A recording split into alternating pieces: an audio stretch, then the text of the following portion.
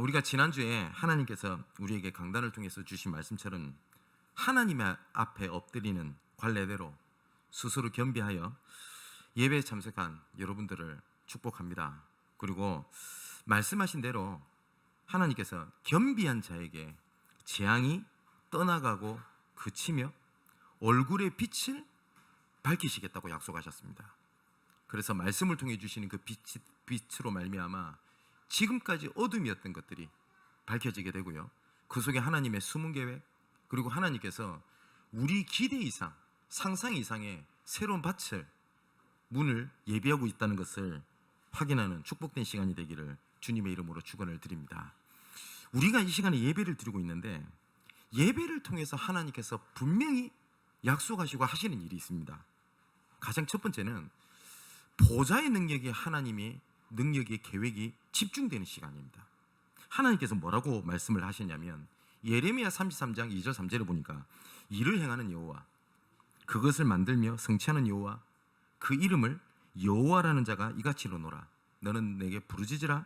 내가 내게 응답하겠고 네가 알지 못하고 크고 비밀을 내게 보이리라 라고 약속을 하셨습니다. 여기에 분명히 일을 행하고 그 일을 지어 성취하시는 하나님께 간구할 때 뭐라고 되어 있죠? 네가 알지 못하는 크고 비밀한 일을 보이겠다고 약속을 하셨습니다. 우리가 봤을 때는 하나님, 내 가정 문제 이거 해결해 주십시오. 하나님, 지금 내 마음이 상한 거 이것이 기쁨으로 바뀌게 해주시옵소서 라고 기도할 때 우리는 그것에 대한 응답이라고 생각을 하잖아요. 그런데 하나님께서는 더 크고 비밀한 일을 성취하겠다라고 약속을 하셨습니다. 그리고 곳곳에서 흩어져 있는 자들이 하나님 앞에 모일 때 하나님께서는 성취될 말씀으로 하나님께서 말씀하시고 응답하시겠다고 약속을 하셨어요. 시편 147편의 말씀 보니까 할렐루야, 우리 하나님을 찬양하는 일이 선하며 찬송하는 일이 아름답고 마땅하도다. 여호와께서 예루살렘을 세우시며 이스라엘의 흩어진 자들을 모으시며 상심한 자들을 고치시며 그들의 상처를 싸매시는도다. 그가 별들의 수요를 세시고 그것들을 다 이름대로 부르시는도다 라고 말씀을 하시고 약속을 하셨습니다.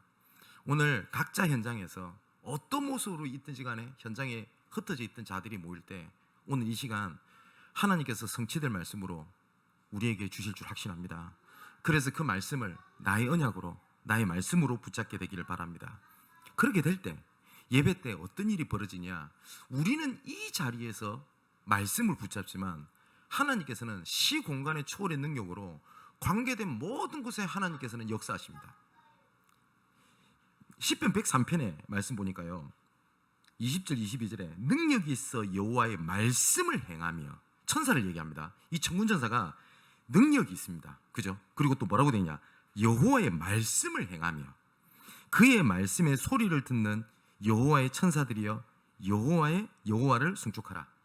그에게 수종들며 그의 뜻을 행하는 모든 천군이여 여호와를 송축하라.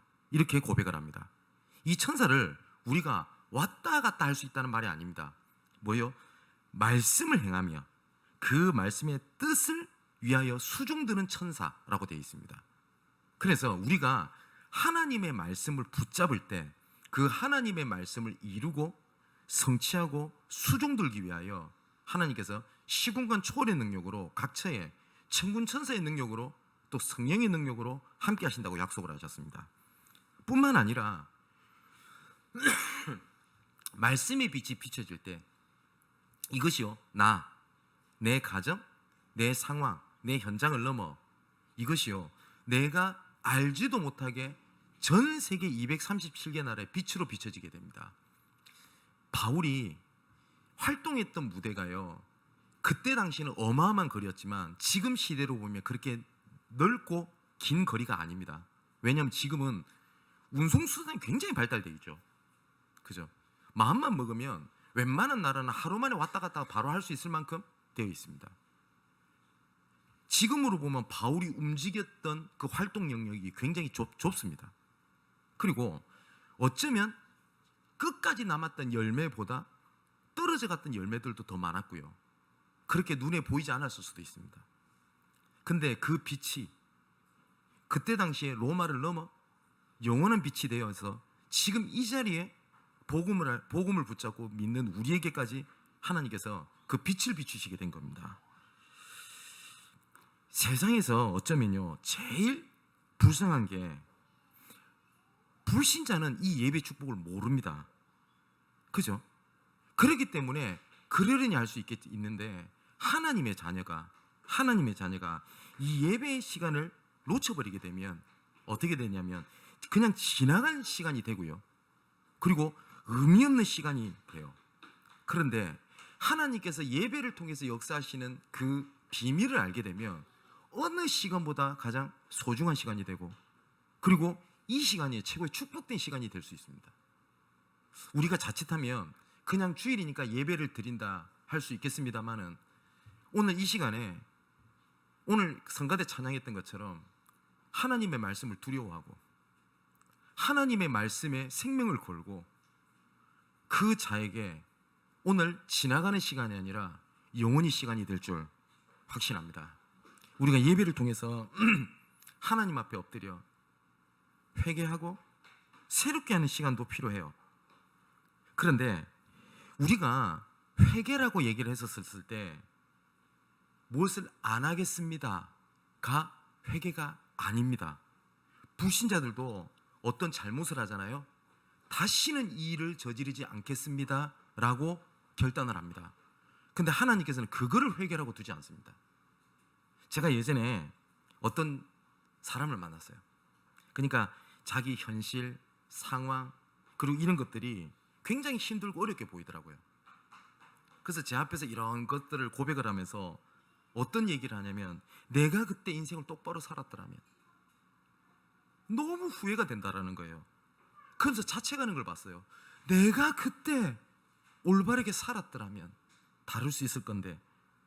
근데 참 그 말하는 게 되게 진실돼 보이고요. 좀 안타까웠어요. 그런데 몇 년이 또 시간이 지났어요. 근데 이 사람이 그것보다 더한 수렁 속에 있는 걸 제가 봤어요. 그럼 우리가 이런 생각이 들 수 있겠죠. 그럼 그때 자책하고 우리가 생각할 때 내가 이렇게 살지 말아야 되겠다고 하는 그 회개, 이것이 부족했거나 아니면 진짜 모습이 아니었단 말입니까? 저는 그렇게 보지 않습니다. 저는 그때 그렇게 애통해하고 하는 모습이 진실이었다고 좀 봐요. 그런데 왜 그렇게 되냐? 하나님께서는요 우리에게 율법을 주신 이유가 뭐냐면 너가 이렇게 문제가 있어라는 것을 질타하기 위해서 주신 게 맞습니다. 그런데 그걸 넘어서 뭘 보게 하시는 거죠? 그래서 나는 그리스도가 필요합니다. 회개가 뭔지 아시겠어요? 하나님, 내가 진짜 이 문제 내가 하나님 앞에 내려놓습니다. 그래서 나는 그리스도가 필요합니다. 그런데 우리가 자칫하면은 앞에 거 있잖아요. 내가 하나님 앞에 난 정말 절대 불가능입니다. 이것도 놓치고 그리스도가 필요합니다. 이것도 놓치는 거예요. 로마서 7장에 보면 바울이요 자기를 자책하고 자기에 대해서 한탄하는 장면이 나와요. 뭐라고 얘기를 하냐? 내 마음에는 두 가지 마음이 있다. 하나님을 향하는 마음이 있고 죄 속으로 가는 마음이 있다. 이렇게 얘기를 해요. 그 바울 정도 되면은 뭐라고 얘기를 해야 되죠? 내가 그 죄의 습성 생각을 버리고 내가 하나님 앞에 내가 나아간다 이래야 되잖아요. 근데 바울이 솔직한 얘기를 해요. 그런데 나는 오히려 죄의 권세가 나를 사로잡아가는 것을 내가 보는도다.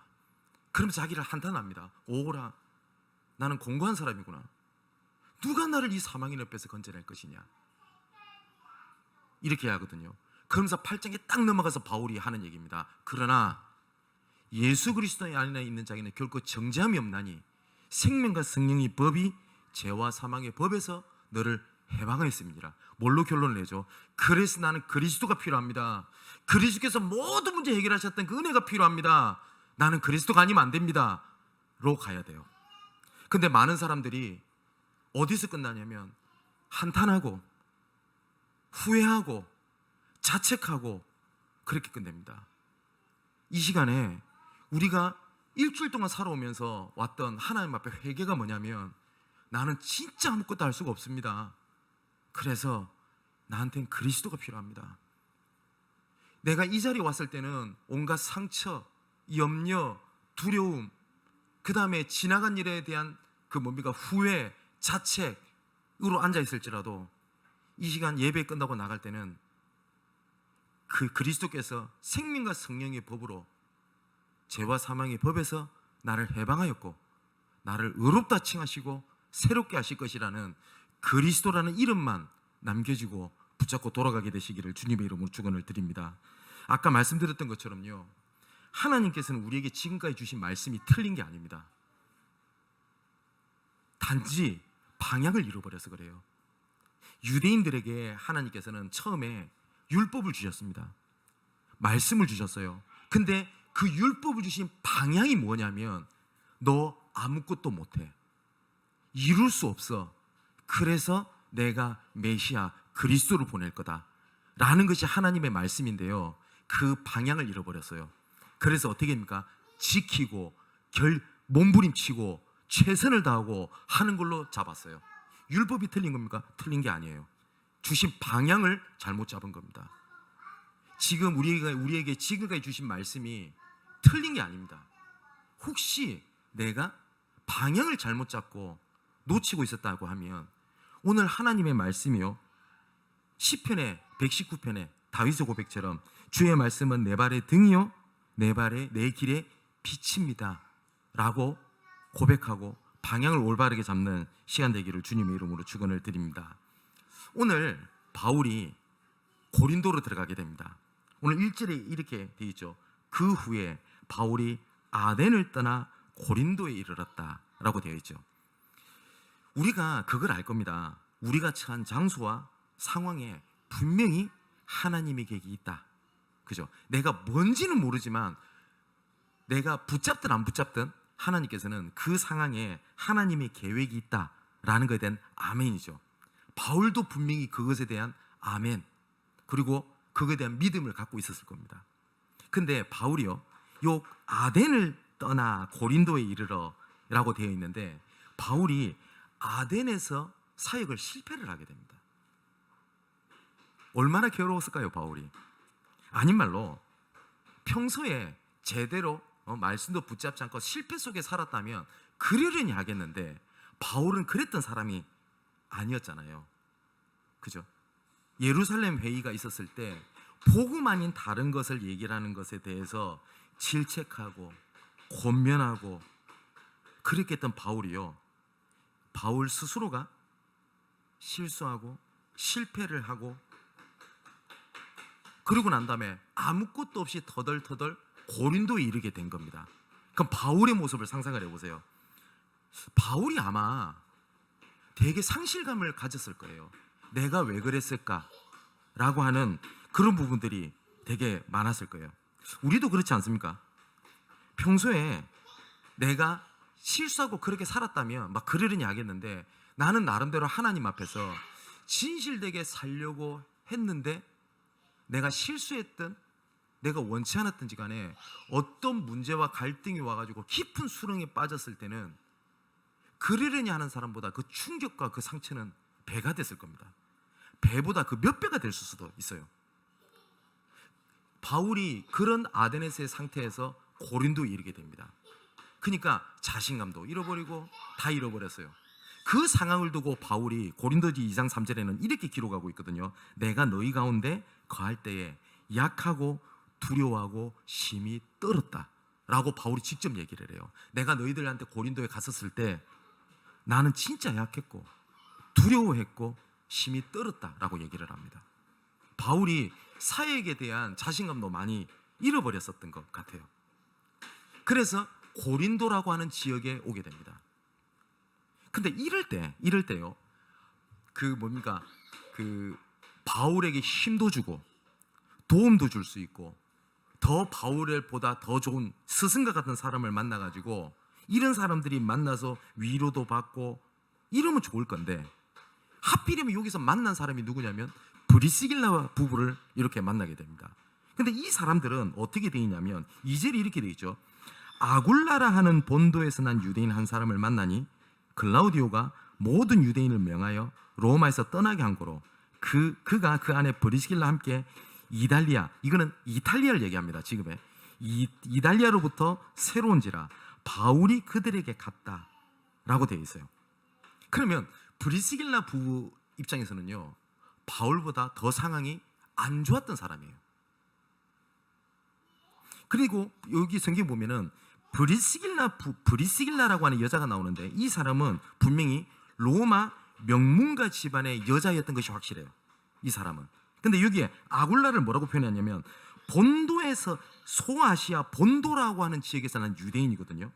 근데 이 사람의 아굴라라고 하는 이름은 뭐냐면 로마식 이름의 아킬라스라고 하는 이름을 바꿔서 부른 이름입니다.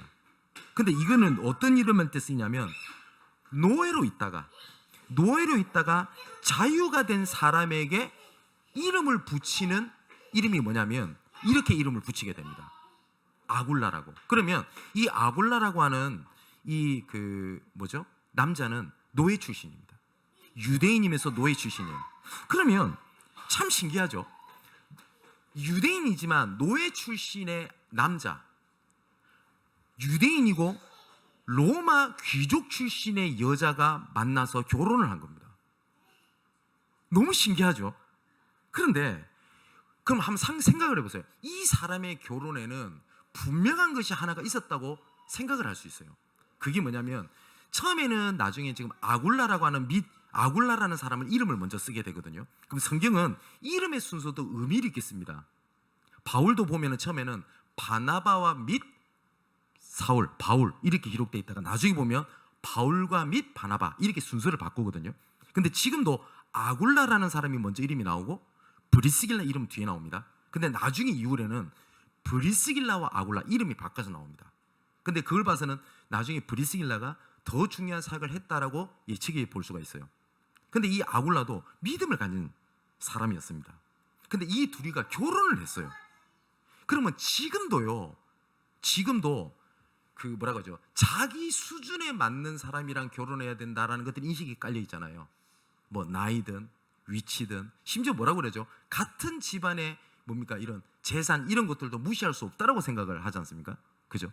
맞든 틀렸든 이때는 신분 제도인데 어떻게 노예 출신인 남자와 귀족 출신의 여자가 만납니까? 사회적 통념에도 이해할 수가 없어요.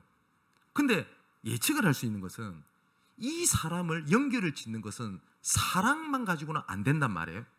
분명히 뭐가 하나 있었을 것인데 그 중에 하나가 믿음이었다고 봅니다. 그죠? 그러면 이 사람의 진짜 그 사회적 통념과 여러 가지 상황을 넘어서는 믿음에 있는 사랑으로 가정을 이루게 됩니다. 여러분, 그게 그렇구나, 대단하다 이렇게 끝날 것 같죠? 여기 미혼이 우리 청년들 생각 한번 해봅시다. 한번 물어볼게요. 대답은 안 해도 됩니다. 여러분, 믿음 하나로 여러분 정말 저 사람과 결혼해서 하나님의 일을 갈 수 있겠습니까? 믿음 딱 하나로, 진짜 복음 하나만 보고. 아니겠죠. 그런데 브리스길라는 그랬던 것 같아요. 그런데 이 사람이 믿음에 이런 결혼을 하고 하나님 앞에 믿음을 드렸을 때 하나님께서 막 일을 진행을 하고 이래야 될 것인데 어떠고요? 클라우디오 황제가 유대인은 로마를 떠나 라고 해서 브리스길라 부부가 어떻게 돼요? 추방을 당하게 돼요. 자기 의도와 상관없이. 자기 나름대로는 믿음이 엄청난 결단을 하고 있었는데 결과는 쫓겨난 사람이 돼버린 겁니다. 그리고 이 브리스길라라고 하는 여자는 아까 로마의 귀족 출신이라고 했잖아요. 근데 장막 만드는 일을 했다라고 하면 이 브리스길라라고 하는 사람은 믿음과 하나님 앞에 서는 것 때문에 많은 것도 포기했던 사람이었던 것 같습니다.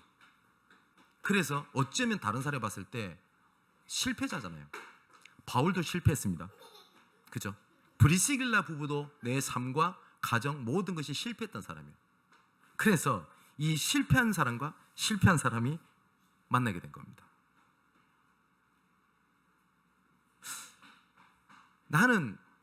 나는 이런 상황에서 나를 도와줄 사람, 나의 배경이 되어줄 사람, 이런 생각을 하고 사람을 만나는데, 그걸 보고 만남이 축복이라고 생각을 하는데, 성경은 어떻게 되어 있냐?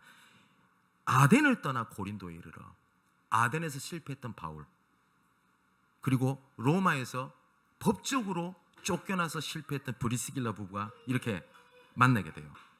근데 이 두 사람이 만났을 때 잘했던 게 두 가지가 나옵니다. 3절에 이렇게 돼 있어요. 생업이 같으므로 함께 살며 일을 하니 그 생업은 천막을 만드는 것이더라 라고 되어 있습니다. 근데 바울도 유대인 교육의 전통에 의해서 기술을 하나씩 가지고 있었던 것 같습니다.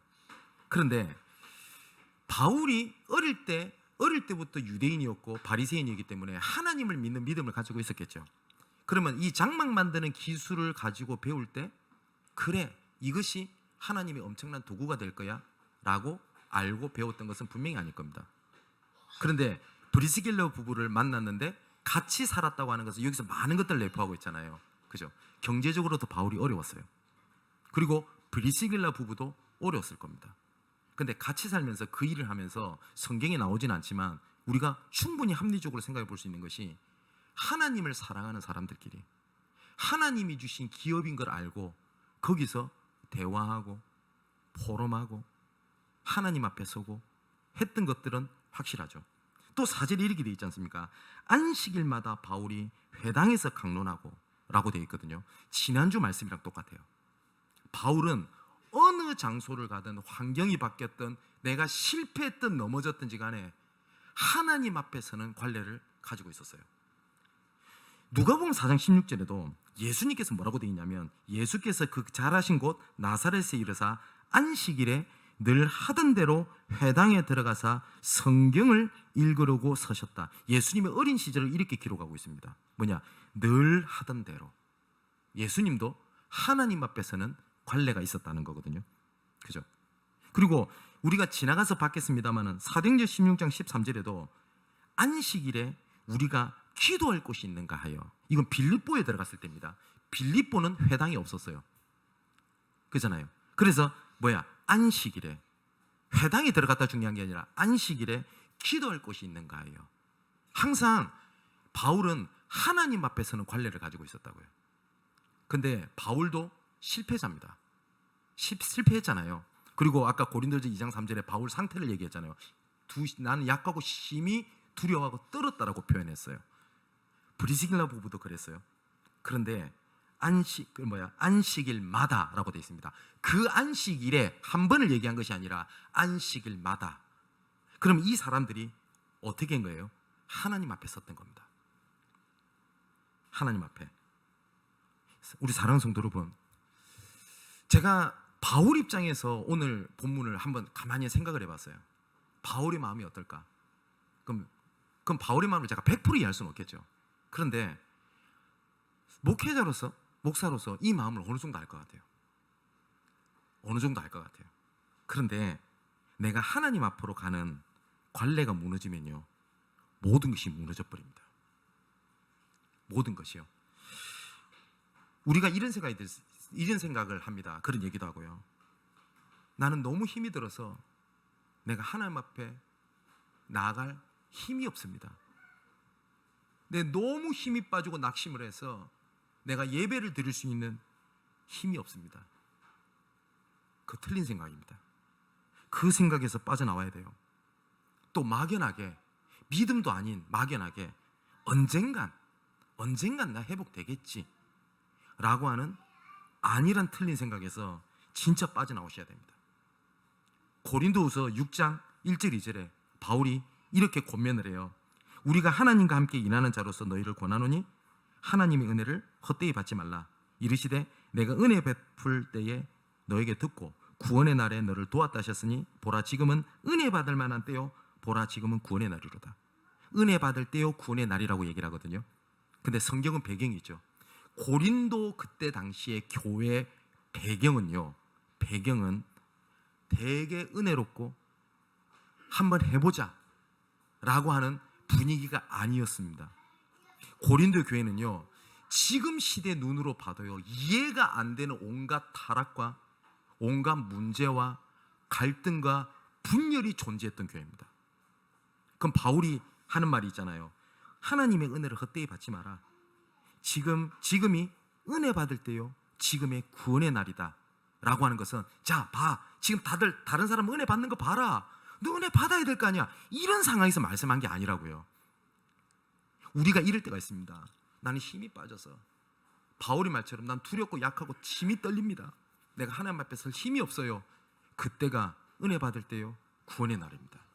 정말 그 사단의 속임수에서 벗어나서 하나님 보좌 앞에, 정말 하나님 앞에 서는 관례대로 서는 여러분 되시기를 주님의 이름으로 축원을 드립니다. 자, 이런 실패자가 만난 것처럼 보이는데요, 하나님께서는 이걸 어떻게 하나님 예비하셨냐? 시대적인 만남을 위한 하나님의 섭리였어요. 아닌 말로 바울이 그때 실패가 아니었다면 이 만남을 어떻게 봤을까요? 브리스길라 부부가 로마에서 경제적으로 있었다면 어떻게 됐었을까요? 그죠? 그런데 실패자가 처음에 만났으니까요, 어떤 면에서는 하찮은 만남이에요. 그리고 별로 유익이 될 게 없어요. 도와줄 게 없다니까요. 그죠? 근데 이 만남이 시대적인 만남이 돼요. 오늘 보니까 같이 삶에 일을 했다라는 거 이면에, 그 다음에 안식일마다 하나님과 같이 섰던 이 언약이 통했어요. 그 계획이 통했어요. 그잖아요. 그랬더니 어떻게 되겠죠? 오늘 5절에 이렇게 되어 있습니다. 실라와 디모데가 마게도냐부터 내려오매. 그러니까 마게도냐에서 실라가 디모데가 떨어지게 됩니다. 그때 일로 인해서. 그죠? 그래서 혼자 남게 돼서 아덴을 가고 고린도로 오게 된 겁니다. 그래서 만나기로 약속이 돼 있으니까 이 사람들이 내려올 때 성경에는 분명히 이렇게 기록이 돼 있어요. 바울이 고린도에 이르렀을 때 상태를 기록했다고 돼 있잖아요. 그런데 5절은 뭐라고 돼 있냐? 바울이 하나님의 말씀에 붙잡혀 유대인들에게 예수는 그리스도라고 밝히 증언하니라고 돼 있어요. 자, 하나님께서 바울을 새롭게 말씀에 붙잡히게 하셨어요. 어떤 갈래가 있었다고요? 안식일마다. 이 실패자 만남처럼 보일 수 있는데 이 사람들이 딱 하나였어요. 언약이 통했어요. 하나님의 계획이 통했어요. 자, 어떤 시대적인 만남이 되냐면 로마서 16장 3절 4절에 보면요, 특히 4절에 이 브리스길라 부부를 바울이 이렇게 표현합니다. 그들은 내 목숨을 위하여 자기들의 목까지도 내놓았으니 나뿐 아니라 이방인의 모든 교회도 그들에게 감사하느니라. 브리스길라 부부를 이렇게 표현을 해요. 그리고 5절 로마서 16장 5절이라든지 고린도전서 16장 19절에 보니까 저희의 집에 있는 교회 이렇게 돼 있거든요. 그러니까 브리스길라 부부 집이 교회로 인도를 받았다는 겁니다. 뿐만 아닙니다. 나중에 이 바울과 브리스길라 부부가 만났을 때 11절에 보면 이렇게 돼 있죠. 1년 6개월을 머물며 그들 가운데서 하나님의 말씀을 가르치더라. 여기도 기록되어 있어요. 고린도에서 1년 6개월을 바울이 머뭅니다. 근데 바울이 약하고 두려워하고 심히 떨었던 것을 1년 6개월 동안 잡고 있었던 것이 아니었어요. 그랬지만 왜요? 하나님의 말씀 앞에 섰어요. 1년 6개월 동안. 여기서 오후 때 말씀을 드리겠습니다만은 이 1년 6개월 동안 머물 때 또 중요한 사람을 하나님이 만나게 하시거든요. 알렉산드리아의 아볼로라고 하는 목회자를 찾아 세우는 일이 있게 됩니다. 나중에 이 브리스길라 부부가 디모데후서 4장 19절의 말씀을 보면 디모데를 도왔던 내용도 나옵니다. 바울이 감옥에 있었을 때 바울을 도왔던 것뿐만 아니라 수많은 이방인 교회를 도왔고 심지어 바울의 제자였던 디모데까지 도왔던 일들이 있게 됩니다. 단지 하나 뭐요? 하나님의 계획의 방향이 맞춰졌을 때. 자, 그러니까요, 이 일을 통해서 하나님께서는 바울은 실패자고 뭔지는 어떤 계획인지도 몰랐어요. 바울이. 브리스길라 부부도 똑같습니다. 그런데 말씀으로 되었었을 때 하나님께서는요, 새로운 밭에 하나님이 문을 열어버립니다. 이 만남을 통해서 바울이 말씀에 다시 사로잡히게 되고요, 요때 또 부딪힙니다. 유대인들이랑. 여기서 바울이 6절에 이렇게 되어 있죠. 나는 이제 이방인에게로 가겠다라고 선언하는 장면이 나옵니다. 근데 칼빈이라고 하는 신학자가 이 부분을 뭐라고 보게 되냐면, 이 일이 바울이 그전에는 유대인들을 통하여 이방인을 살리겠다라는 생각을 전환을 하는 계기가 된대요. 이제는 이방인은 유대인이 아니라 나는 이방인에게로 모든 주를 바꾸겠다라고 하는 선언을 이렇게 하게 됩니다. 그러니까 유대인들에 대한 소망을 이제 내려놓고, 유대인들에 대한 소망을 내려놓고 이방인을 향한 하나님의 제자의 소망을 품게 돼요. 그런데 희한한 게 뭔지 압니까? 바울이 그렇게 했는데 바울이 생각지도 못했던 유대인 정도가 아니라 회당장이 예수 믿고 돌아온 일이 벌어져요. 7절에 보면 하나님을 경외하는 디도 유스도라는 집 옆에 회당장 그리스도라고 하는 이 사람들이 믿게 됩니다. 또 나중에 그 다음 회당장이었던 것 같아요. 소스데네라고 하는 이 회당장이 예수를 믿게 됩니다. 그래서 이 소스데네를 고린도전서 1장 1절에 보면요, 고린도에서 만났으니까 자기의 동역자라고 소스데네를 소개하는 장면이 나옵니다. 굉장하죠. 또 10절에는 뭐라고 되어 있죠? 이 백성의 내 백성이 많음이니라. 바울은 나는 실패했다 라고 생각했는데 뭐요? 이 성 중에 내 백성이 많음이니라 라고 되어 있습니다. 자, 그러면 오늘 쭉 내용을 제가 설명을 드렸는데 생각해 보세요. 그때 만남들이 그래 하나님의 만남이야, 시대적인 축복이야, 당신은 하나님이 나한테 보낸 천사 같은 사람이야 라고 보이지 않았을 수도 있어요. 그죠? 그럼 이제 결론을 맺겠습니다. 실패자와 실패자의 만남이라 할지라도, 그렇게 보이는 만남이라 할지라도 하나님 계획 속으로 들어가게 되니 그 만남이 하나님의 계획을 이루는 시대적인 만남이 되었습니다. 그래서 우리가 하나님께서 우리를 축복하시는 방법이 있죠. 제일 중요한 게 뭡니까? 무엇을 이루어 주셨다가 아니죠. 나와 함께 하신다. 그리고 두 번째가 뭐죠? 하나님은 우리와 함께 하신다. 세 번째는 뭡니까? 이 모든 것을 통하여 사건, 문제, 갈등, 어려움, 위기, 이 모든 것을 통하여 합력하여 하나님의 계획을 이룬다라는 겁니다. 그죠? 근데 우리가 자칫하면 하나님이 지금 나와 함께 하셔 라는 것은 아멘이에요. 근데 옆에 사람의 문제와 갈등은 하나님께서 우리와 함께 하신다는 것들은 인정을 잘 못해요. 어떻게 복음 가진 사람이 저럴 수 있지? 어떻게 저럴 수가 있지? 나한테 상처를 줬어, 이리 보잖아요. 근데 바울은 하나님께서 나와 함께 하신다, 그리고 우리와 함께 하신다, 그리고 모든 것을 함께 하신다 라는 것들을 바울은 알았어요. 그리고 오늘 브리스길라 부부도 그것을 분명히 알았어요. 바울에게 이 고린도라고 하는 지역이 얼마만큼 바울 전도 인생에 바울 개인적으로도 중요한 곳이고 사건인지 아십니까? 여러분, 로마서가 많은 학자들이 그래요. 성경의 가장 핵심은 로마서라고 해도 과언이 아닙니다. 바울이 썼던 글 중에서 최고의 서신서가 바로 로마서입니다. 저도 그거 인정합니다. 저도 개인적으로 성경 66권이 하나님의 말씀으로 제일 중요한 건 맞지만 하나를 꽂으라면 저도 로마서를 최고라고 생각을 합니다. 그래서 우리가 로마서를 우리가 작년에 하나씩 봤잖아요. 근데 이 로마서를 바울이 어디서 쓰는지 아세요? 고린도에서 씁니다. 실패했던 곳, 약하고 두렵고 떨렸다라는 곳. 그러면 이 브리스길라 부부가 바울 옆에서 어떤 역할을 했는지도 알 수 있겠죠. 바울이 고린도에서 쓴다니까요, 그거를요. 우리도 사실상 실패자잖아요. 일주일 동안 하나님 앞에 서는 것보다 문제, 사건, 갈등 앞에 설 때가 많았잖아요. 그죠? 저도 마찬가지입니다. 그러면 우리도 사실상 실패자입니다. 그러다 보니 옆에 사람 보니 아이고, 그나마 내 옆에 좀 응답받고 힘이 되고 이런 사람이 옆에 있으면 조금은 그나마 위안이 될 건데, 옆에 보니 나보다 더 심하네? 이래야 될까? 이런 생각이 들겠죠. 그런데 하나님은요, 무명한 자, 연약한 자, 실패한 자들을 가지고요, 그 사람들을 사용했다가 아니라 그 사람들 가운데 언약으로 역사하시는 하나님, 그 일이 시대적인 축복으로 가게 됩니다. 우리가 이런 생각이 들 수 있겠죠.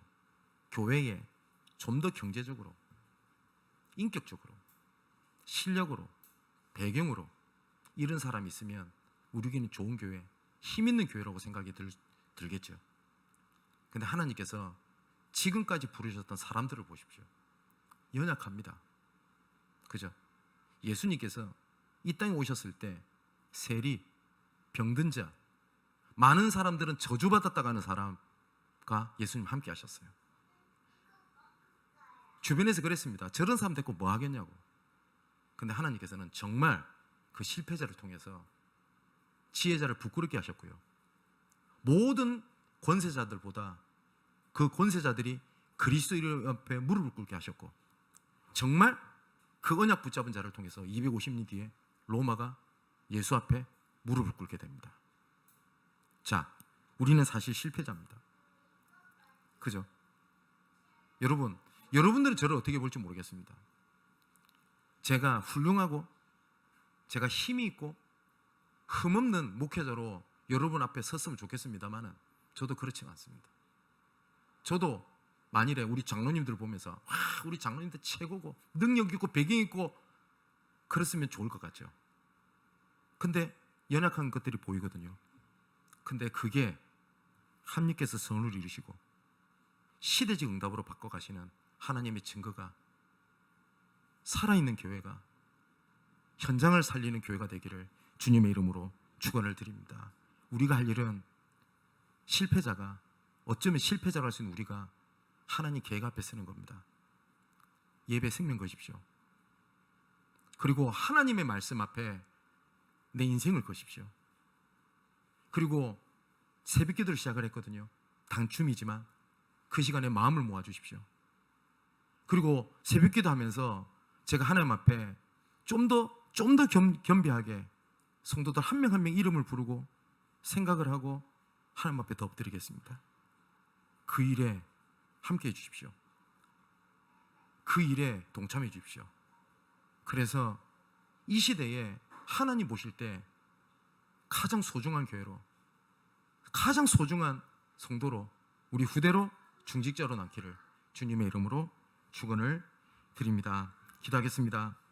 아버지 하나님, 스스로 겸비하여 하나님 앞에 예배드리는 우리에게 주의 얼굴의 빛을 비춰 어둠이 물러가게 하옵소서. 주 앞에서 새롭게 하시고 정결하여 새롭게 시작할 수 있는 유일한 이름인 그리스도만 남고 그리스도만으로 충만하게 하옵소서. 우리는 실패할 때가 많고 이룬 것이 없는 실패자입니다.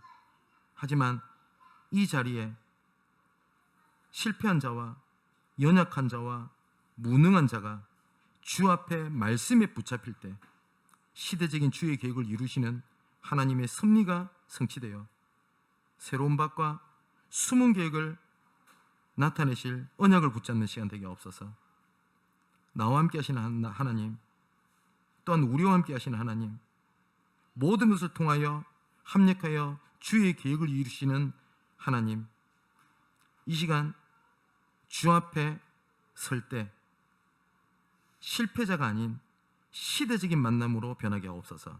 이 모든 말씀을 시대적인 축복으로 이끄시는 예수 그리스도의 이름으로 기도합니다. 아멘.